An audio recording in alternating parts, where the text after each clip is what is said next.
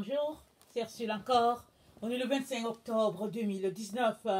Alors, je viens sonner la trompette aujourd'hui encore et je viens vraiment nous encourager à être des personnes qui marchent les yeux fixés vers le but. Amen. Parce que notre but, c'est Jésus-Christ.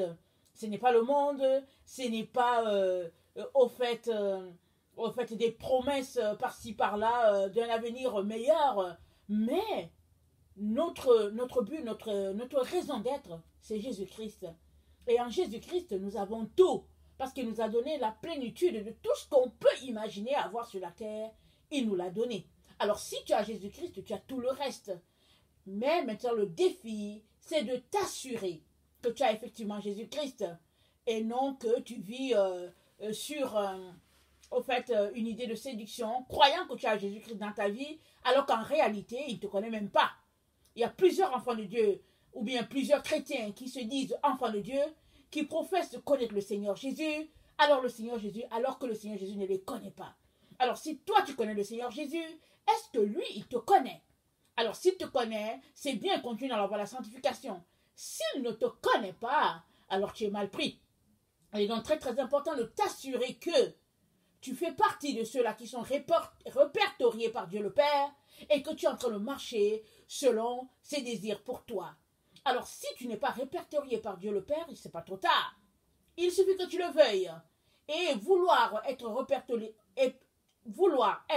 répertorié par Dieu le Père, ou bien vouloir être connu de Dieu le Père, requiert que tu lui donnes ta vie, que tu laisses aller ta vie, et que Christ puisse vivre sa vie en toi. Ainsi, tu seras enfant de Dieu, et les promesses seront pour toi. Les promesses de Dieu pour ses enfants seront aussi les tiennes. Que le Seigneur bénisse sa parole. Aujourd'hui, je viens parler de poursuivre ses ennemis jusqu'à les atteindre. Attendez, il faut que je lise le titre parfaitement. Alors, c'est une leçon que j'avais déjà préparée, je pense, il y a 4 jours. Le Seigneur m'avait donné le titre il y a 4 jours et il m'a manqué vraiment du temps pour entrer en profondeur et tout. Et je bénis le Seigneur qui m'a donné de pouvoir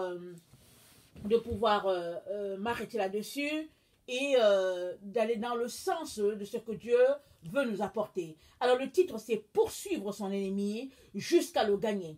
Alors vous savez, Dieu peut te donner un titre. Je pense qu'il me l'a donné il y a 4 jours. Je pense que c'est peut-être, je sais pas si c'est le 18 ou le 19 comme ça. Alors, c'est une bonne chose quand Dieu donne une leçon tout entière et qu'il te dicte la leçon, ça c'est agréable. Moi j'aime bien ces moments-là avec le Seigneur. Mais souvent, il va juste me donner le titre, il va me réveiller en me donnant un titre. Et très très souvent, c'est bon de venir devant lui pour lui demander dans quelle direction orienter l'enseignement. Ça c'est très très bon. Alors, donc j'ai pris le temps par la grâce de Dieu et Dieu m'a donné d'apporter ça dans le sens de Matthieu 12, le verset 43-45.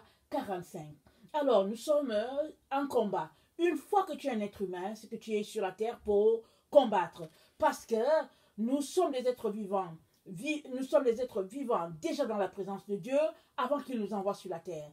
Et en nous envoyant sur la terre, nous prenons la forme humaine, nous sommes incarnés et nous devenons des êtres humains. Et là, nous venons sur une terre où, nos premiers parents ont dû tomber sous le pouvoir du péché, si bien que nous sommes pris vraiment à combattre les ténèbres pour pouvoir retrouver notre lumière ou bien pour avoir accès à la lumière qu'on avait devant le Père. Amen. Alors, plus tu nages dans la lumière, plus tu connectes à Dieu le Père. Moins tu es dans la lumière, alors plus tu es dans les ténèbres. Et quand on est dans les ténèbres, alors le prince des ténèbres, c'est Satan. Et lui, il est un obstacle à la lumière. Alors, Satan, en tout cas, tout ce qu'il fait, c'est de nous empêcher d'avoir accès à la lumière. Et Dieu fait tout pour que nous ayons la lumière et il nous l'a donné en abondance. Et il nous apprend à combattre. Alors le combat dans lequel nous sommes, c'est le combat des ténèbres contre la lumière. Alors si tu te réclames de Dieu, tu peux être sûr que tu es appelé à combattre. Plusieurs enfants de Dieu aiment ça croiser les bras et puis s'asseoir là pour dire, oh Jésus, prie pour nous, oh Jésus, pourquoi tu me fais cela, oh Jésus, s'il te plaît. Mais non, non, non, Jésus ne nous a pas appelés à frotter les fesses au sol ou bien à se mettre là, à se lamenter toutes les larmes du monde comme si, au fait, le monde s'écroulait sur nous. Non, non, non, il n'y a rien qui va nous arriver sans que le Père soit au courant. Alors nous avons l'exemple de Job. Alors c'est l'exemple ultime de quelqu'un qui a tellement souffert et malgré sa souffrance, Job n'a pas laissé aller Dieu. Il n'a pas laissé tomber Dieu. Il a continué de confesser que Dieu était son Dieu et à la fin il a dit, mon oreille avait entendu parler de toi et maintenant mon œil t'a vu. Alors, vraiment, qu'est-ce qui va nous séparer de l'amour de Dieu? Il y a un passage qui dit, qu'est-ce qui nous séparera de l'amour de Jésus? Est-ce les luttes, les persécutions, la maladie? C'est Paul qui a cité ça. Qu'est-ce qui peut donc te séparer de l'amour de Dieu? Amen. Il est donc important qu'à chaque jour, quand tu te lèves, tu te armes de l'idée que tu es là pour combattre et puis gagner ta position auprès du Père. Ça, c'est très, très important. Alors, tout se passe au niveau de notre tête. Le combat se passe au niveau de notre tête. La victoire est au niveau de la tête. Alors, si déjà tu es, disons, poltron, ou bien si si tu penses que, au fait, tu n'es pas capable, tu ne seras pas capable. Mais si tu crois que tu y arrives là, alors tout sera possible pour toi. Parce que Dieu a mis en toi la semence du combattant. Il a mis en toi le germe vraiment de la vie. Et quand la vie est en toi, ça veut dire que tu peux aller jusqu'au bout. Il n'y a que les morts qui ne peuvent plus combattre parce qu'ils ne sont plus là au milieu de nous. Mais une fois que la vie est en toi, alors tu as le pouvoir, tu as la capacité de combattre. Et il faut savoir avec qui tu combats. Souvent, Satan peut permettre à certaines personnes, il leur accorde vraiment toutes sortes de stratégies en leur disant qu'ils auront la victoire, mais à la fin, ils vont se rendre compte qu'au fait, Satan les a lâchés. Quand le moment vient, vraiment pour toi, de dire, j'ai besoin de quelqu'un qui va me soutenir, si tu avais fait un pacte avec le diable, c'est à ce moment précis qu'il te laisse tomber, parce que c'est comme ça qu'il est. Mais Jésus jamais ne te laissera tomber. Alors, tu dois vraiment armer tes pensées à Jésus-Christ. Tu dois te confier au Seigneur et tu dois armer tes pensées à la victoire. Tu es né pour vaincre, tu es né pour gagner et c'est comme ça que ta vie se passera sur cette terre. Alors ne crains pas parce que les difficultés ça fait partie de la vie, c'est ça. Mais maintenant, si tu es un petit paresseux ou bien quelqu'un qui passe son temps à se vautrer dans les lamentations et tout, tu n'iras pas loin. C'est pourquoi le Seigneur nous exhorte à arrêter de nous plaindre. Il y a des gens qui se plaignent pour un oui ou un non.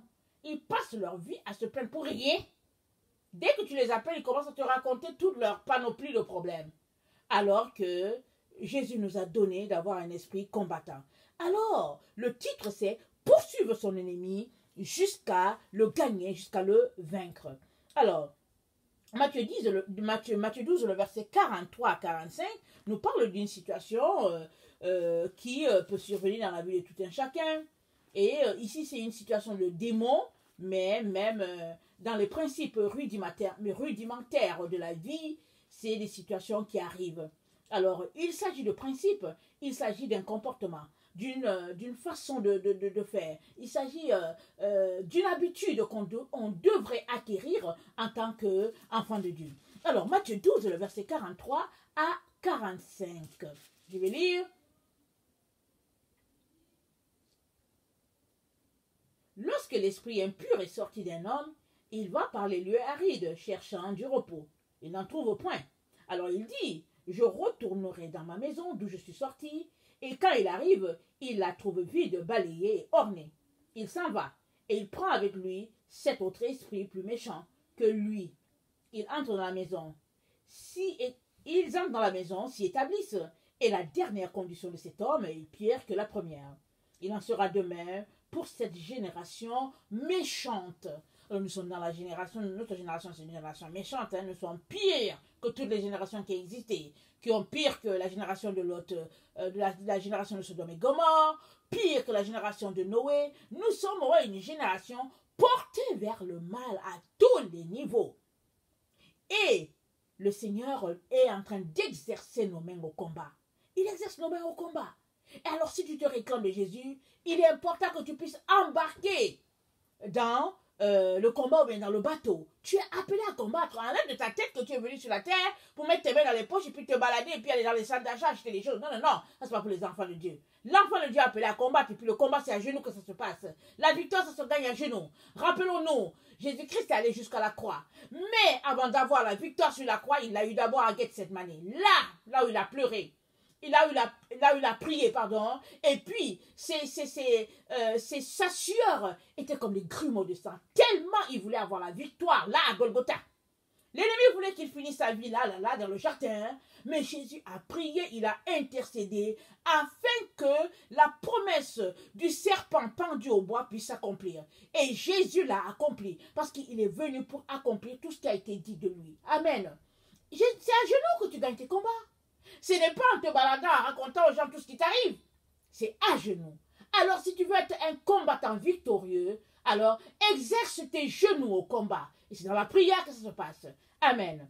Alors, Luc 11, le verset 24 à 28, dans le même sens, parce que je vais commenter les deux ensemble. Luc 11, le verset 24 à 28. Luc 11, le verset 24 à 28. Lorsque l'esprit impur est sorti d'un homme, il va dans les lieux arides pour chercher du repos. N'en trouvant point, il dit, je retournais dans ma maison d'où je suis sorti. Et quand il arrive, il la trouve balayée et ornée. Alors il s'en va et il prend cet autre esprit plus méchant que lui. Ils entrent dans la maison, ils s'y établissent et la dernière condition de cet homme est pire que la première. Tandis que Jésus parlait ainsi, une femme élevant la voix du milieu de la foule dit, heureux le sein qui t'a porté. Heureuses les mamelles qui t'ont allaité. Il répondit, heureux plutôt ceux qui écoutent la parole de Dieu et la gardent.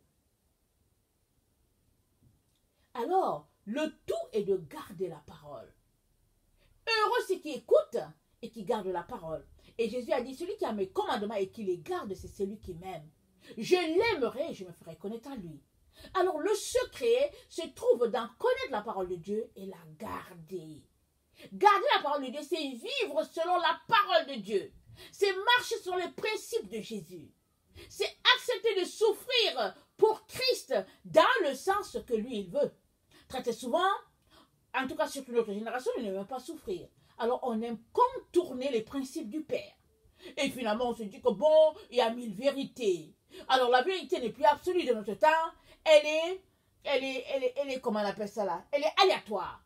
Toi, tu as ta vérité, moi j'ai la mienne, et puis etc. Je ne sais pas si c'est le même, si c'est le contraire de absolu. Mais toujours est-il que il y a une seule vérité, cette vérité c'est Jésus-Christ. Il est le chemin, il est la vérité, il est la vie. Il est donc important que tu changes ton mode de pensée, que tu t'alignes avec ce que Dieu a dit, parce que Dieu est droit, il est juste, il est pur, il est vérité, il est lumière. Alors, une personne qui est comme ça, si tu veux marcher selon ses voies, il est très, très important que tu aies de ta vie les plaisanteries, les blagues à ne plus en finir, la vie dissimulée. Parce que tout ce qui est dissimulé est ténèbres. Et dans les ténèbres, Dieu ne s'y trouve pas. Amen. Alors, Luc 11 et puis Matthieu 12 qu'on vient de lire, parlant d'esprit mauvais, le principe c'est quoi? C'est que quand tu as une faiblesse dans ta vie, il est très, très important que tu fasses tout pour te débarrasser de cette faiblesse-là, si du moins c'est ça que tu veux. Ne va pas à mi-chemin. Ne fais pas le chemin à moitié. Parce que ton ennemi va se tourner vers toi, il va te déchirer. Va jusqu'au bout du chemin. Et puis combat ton ennemi jusqu'à ce que tu le vainques. Amen. Alors, le psaume 18, le verset 33 à 50, parlant de David, nous dit quelque chose de très très important, c'est un principe de combat. Alors, tous ceux-là qui sont appelés à combattre doivent saisir que c'est comme ça que les choses marchent. Amen. Alors, le psaume 18, le verset 33 à 50. 33 à 50. C'est Dieu qui me ceigne de force, qui me conduit dans la voie droite. Il rend mes pieds semblables à ceux des biches, et il me place sur les lieux élevés. Il exerce mes mains au combat, et mes bras tendent l'arc des reins. Tu me donnes le bouclier de ton salut, ta droite me soutient, et je deviens grand par ta bonté. Tu élargis le chemin sous mes pieds. et mes pieds ne chancellent point. Je poursuis mes ennemis et je les atteins, et je ne reviens pas avant de les avoir anéantis. Je les brise et ils ne peuvent se relever. Ils tombent sous mes pieds. Tu me ceins de force pour le combat. Tu fais plier sous moi mes adversaires. Tu fais tourner le dos à mes ennemis devant moi. Et j'extermine ceux qui me haïssent. Ils crient et personne pour les sauver. Ils crient à l'Éternel et il ne répond pas. Je les broie comme la poussière qu'emporte le vent. Je les foule comme la boue des pieds. Tu me délivres des dissensions du peuple. Tu me mets à la tête des nations, un peuple que je ne connaissais pas mais asservi. Ils m'obéissent au premier ordre. Les fils de l'étranger me flattent. Les fils de l'étranger sont en défaillance. Ils tremblent hors de la forteresse. Vive l'Éternel, et béni soit mon rocher. Que le Dieu de mon salut soit exalté, le Dieu qui est mon vengeur, qui m'assujettit les peuples, qui me délivre de mes ennemis. Tu m'élèves au-dessus de mes adversaires. Tu me sauves de l'homme violent. C'est pourquoi je te louerai parmi les nations éternelles, et je chanterai ta gloire, la gloire de ton nom, pardon. Il accorde de grandes délivrances à son roi, et il fait miséricorde à son oint, à David et à sa postérité pour toujours. Verset 37. Tu élargis le chemin sous mes pieds, et mes pieds ne chancellent point. Je poursuis mes ennemis et je les atteins, et je ne reviens pas avant de les avoir anéantis. Ça, c'est le principe de vie de tout enfant de Dieu. Quand tu marches dans ta vie, là, quand tu vois que cette personne-ci, c'est ton ennemi, ne t'assois pas pour manger avec elle. Laisse-la aller. Elle va se tourner pour te déchiqueter. Comment va-t-elle le faire? Par les esprits qui en elle. Parce que ton ennemi, c'est ton ennemi. Tu ne peux pas manger avec ton ennemi. Tu peux pas rire avec ton ennemi. Tu peux pas jouer avec ton ennemi. Amen. Heureux celui qui ne marche pas, celui qui ne s'arrête pas et celui qui ne s'assied pas. Psaume 1. Très très important. Un principe de vie. Quand tu t'embarques sur la voie de la sanctification, tu vas jusqu'au bout. Pourquoi? Parce que tu t'en vas toucher à ton Père. Dieu est saint et il faut que tous ceux-là qui s'approchent de lui puissent s'approcher en esprit et en vérité. Que tous ceux-là qui s'approchent de Dieu puissent commencer d'abord par le craindre. Et la crainte de l'Éternel, nous dit la parole de Dieu, c'est le commencement de la sagesse.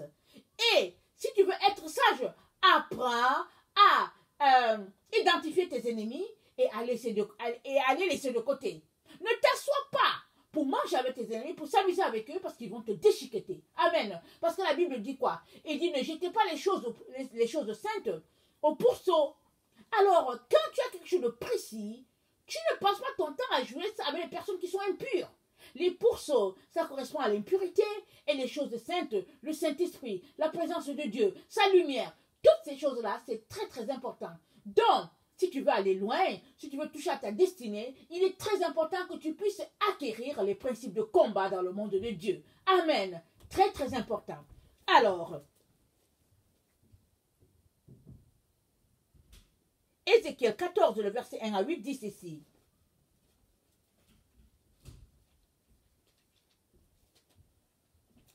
Ézéchiel 14, le verset 1 à 8. Quelques-uns des anciens d'Israël vinrent auprès de moi et s'assirent devant moi. Et la parole de l'Éternel me fut adressée en ces mots. Fils de l'homme, ces gens-là portent leurs idoles dans leur cœur. Ils attachent les regards sur ce qui les a fait tomber dans l'iniquité. Me laisserai-je consulter par eux? C'est pourquoi parle-leur et dis-leur, ainsi parle le Seigneur l'Éternel. Tout homme de la maison d'Israël qui porte ses idoles dans son cœur et qui attache les regards sur ce qu'il a fait tomber, sur ce qu'il a fait tomber dans son iniquité, s'il vient s'adresser au prophète, moi l'Éternel, je lui répondrai malgré la multitude de ses idoles, afin de saisir dans leur propre cœur ceux de la maison d'Israël qui se sont éloignés de moi avec toutes leurs idoles. C'est pourquoi dis à la maison d'Israël, ainsi parle le Seigneur l'Éternel, revenez et détournez-vous de vos idoles, détournez les regards de toutes vos abominations, car tout homme de la maison d'Israël, ou des étrangers séjournant en Israël, qui s'est éloigné de moi, qui porte ses idoles dans son cœur et qui attache les regards sur ce qu'il a fait tomber dans son iniquité. S'il vient s'adresser au prophète pour me consulter par lui, moi l'Éternel, je lui répondrai par moi. Je tournerai ma face contre cet homme, je ferai de lui un signe et un sujet de sarcasme, et je l'exterminerai, du milieu de mon peuple, et vous saurez que je suis l'Éternel. Alors voilà, il dit, tout homme de la maison d'Israël qui porte ses idoles dans son cœur et qui attache les regards sur ce qu'il a fait tomber dans son iniquité, S'il vient s'adresser au prophète, moi l'Éternel, je lui répondrai malgré la multitude de ses idoles. Et, attendez. C'est pas ça que je voulais lire. Ok, oui, c'est le verset 3. Fils de l'homme, ces gens-là portent leurs idoles dans leur cœur et ils attachent les regards sur ce qui les a fait tomber dans l'iniquité. Me laisserai-je consulter par eux? Ils attachent leur regard sur ce qui les a fait tomber dans l'iniquité. Qu'est-ce que Dieu est en train de dire ici? Il est en train de dire que si tu as détourné les péchés si tu as détourné les yeux d'un péché, alors vas-y jusqu'au bout. Viens, combat ton ennemi et puis détourne-toi de lui. Écrase-le. Ne retourne pas encore envier les choses que tu as vomies. C'est comme si le chien était retourné à ce qu'il a vomi, comme dit la parole de Dieu. Si tu étais quelqu'un qui aimait mentir, une fois que tu as renoncé au mensonge, ne retourne pas encore t'asseoir en compagnie des gens qui aiment mentir. Il y a des gens qui, au fait, disent « Oh non, moi, en tout cas, je marche selon le Seigneur, je me suis repenti de toute cette vie-là. » Mais tous leurs amis sont des menteurs. Ce sont des gens qui aiment la vie farfelue. Ce sont des gens qui aiment la dissimulation. Et ils disent que eux, ils sont détournés, mais que veux-tu après tout, c'est les amis. Non. Si tu marches selon Dieu, tes amis seront en fonction de la droiture de ton cœur. Si tes amis sont des gens farfelus et tout, c'est parce que ton cœur est comme ça. C'est pas compliqué. Dis-moi avec qui tu marches, je te dirai qui tu es. Pas compliqué, en tout cas.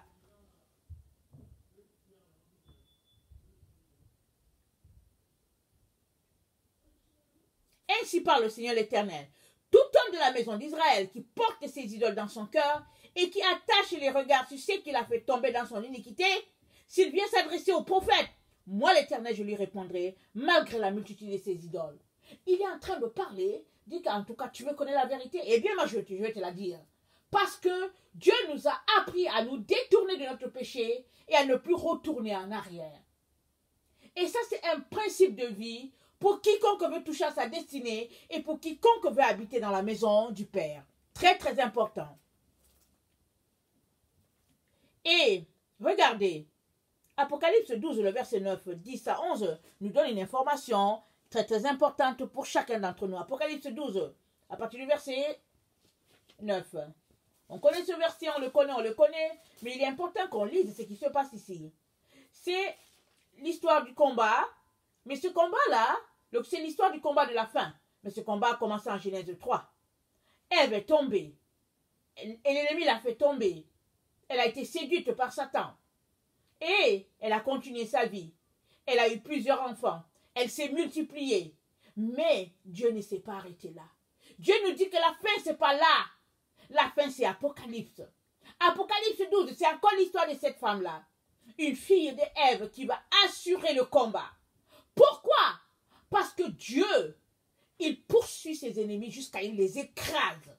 C'est comme ça que ça marche avec le Seigneur.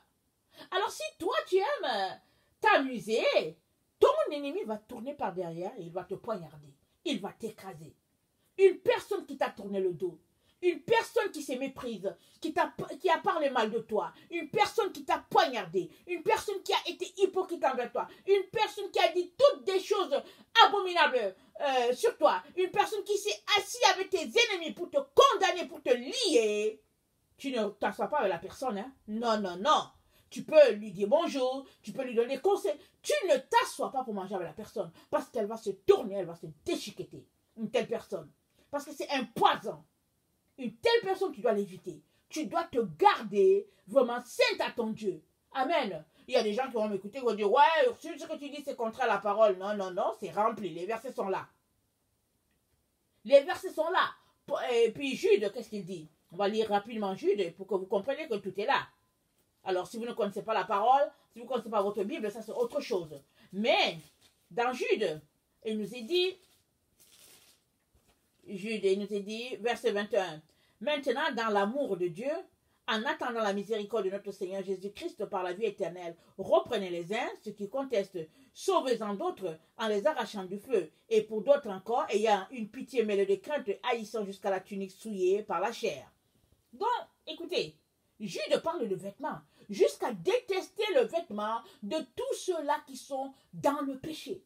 qui se livrent au culte du péché et puis au culte des démons. Alors, la parole de Dieu c'est pas compliqué. C'est là, tout est là. C'est parce que souvent on ne lit pas. Et quand on lit, on se dit, bon, Dieu ne voulait pas simplement dire cela. Mais je vais vous dire une chose. Par le passé, quand je ne savais pas très bien à quoi Dieu m'appelait, et que j'avais des idées partagées par-ci par-là, je ne comprenais pas très bien les versets. Mais aujourd'hui que j'ai tout laissé, et que je suis en train de marcher vraiment de manière à pouvoir toucher exactement ce que Dieu a pour moi, c'est bizarre, le même verset que je lisais par le passé, je le lis et puis tout est là devant moi, je me dis, mais voyons, qu'est-ce qui fait que par le passé je ne les comprenais pas? C'est parce que j'avais une explication peut-être selon notre monde, et puis il ne faut pas exagérer, et puis bon voilà, Dieu n'est pas comme ci, et tout ça. Mais non, Dieu est lumière et en lui il n'y a pas de ténèbres. C'est ça le principe de Dieu. Alors si quelqu'un est en train de te donner une explication, ou si tu es en train de lire un passage et qu'il y a une partie qui est lumière, vraiment, et une autre partie qui est un peu obscurité, sache que ce n'est pas Dieu qui est en train de te donner l'explication. Alors, parce que Dieu, en lui, il n'y a pas ombre de variation. Ce qu'il a dit, c'est ça qu'il a dit. Il ne change pas. Alors, si le passage est bizarre, c'est parce que c'est toi qui le comprends comme ça, ou bien qui veux l'interpréter selon ce que ton cœur veut entendre. Mais, un enfant de Dieu, il a appelé à poursuivre ses ennemis jusqu'au bout. Alors, Apocalypse. Je veux m'assurer que mon passage ne me laisse pas, que ma vidéo ne me lâche pas. Alors, Apocalypse 12, à partir du verset 9, dit « Et il fut précipité, le grand dragon, le serpent ancien, appelé le diable, et Satan, celui qui séduit toute la terre. Il fut précipité sur la terre, et ses anges furent précipités avec lui. Et j'entendis dans le ciel une voix forte qui disait « Maintenant le salut est arrivé, et la puissance et le règne de notre Dieu, et l'autorité de son Christ, car il a été précipité. L'accusateur de nos frères, celui qui les accusait devant notre Dieu jour et nuit, ils l'ont vécu à cause du sang de l'agneau et à cause de la parole de leur témoignage. Ils n'ont pas aimé leur vie jusqu'à craindre la mort. C'est pourquoi, réjouissez-vous, cieux, et vous qui habitez dans les cieux. Malheur à la terre et à la mer, car le diable est descendu jusqu'à vous, animé d'une grande colère, sachant qu'il a peu de temps. » Ce combat commence en Genèse. Et il est en train de se poursuivre. Parce que le principe de Dieu, c'est qu'il faut que Ève gagne son combat. Ève doit gagner. Dieu lui a donné tous les éléments pour qu'elle gagne son combat et elle doit le gagner d'une manière ou d'une autre. Parce que c'est ça notre Dieu. Alors si tu te réclames de ce Dieu-là, il est très important que tu gagnes tes combats à tous les niveaux. Évidemment, c'est le combat de la chair. C'est le combat de l'esprit contre la chair. C'est le combat de la lumière contre les ténèbres. C'est de ce combat-là qu'il est question. Pas le combat pour chercher l'argent. Amen. Alors, il est donc très très important que nous puissions acquérir ces principes-là de guerre. Parce que c'est comme ça la guerre de l'enfant de Dieu. La guerre du monde des lumières contre le monde des ténèbres. Éphésiens 6 nous exhorte à garder nos armes, à les porter à tous les jours. Ça, c'est très important. Éphésiens 6, 12. Car nous n'avons pas à lutter contre la chair et le sang, mais contre les dominations, contre les autorités, contre les princes de ce monde de ténèbres, contre les esprits méchants dans les lieux célestes. C'est pourquoi prenez toutes les armes de Dieu afin de pouvoir résister dans les mauvais jours et tenir ferme après avoir tout surmonté. Tenez donc ferme et à vos reins la vérité pour ceinture, remettez la cuirasse de la justice, mettez ces chaussures à vos pieds les ailes que donne l'évangile de paix, prenez par-dessus tout cela le bouclier de la foi, avec lequel vous pourrez éteindre tous les traits enflammés de l'ennemi du malin. Prenez aussi le casque du salut et l'épée de l'esprit qui est la parole de Dieu. Faites en tout temps, par l'esprit, toutes sortes de prières et de supplications. Veillez à cela avec une entière persévérance et priez pour tous les saints. Nous sommes appelés à combattre jusqu'au bout. Chaque jour quand tu te lèves, porte ton armure de combattant et vas-y au combat parce que tous les jours, ta vie est combat jusqu'à ce que Jésus-Christ t'enlève de cette terre. Parce que cette terre n'est pas à nous. Elle n'est pas à nous du tout. Jusqu'à ce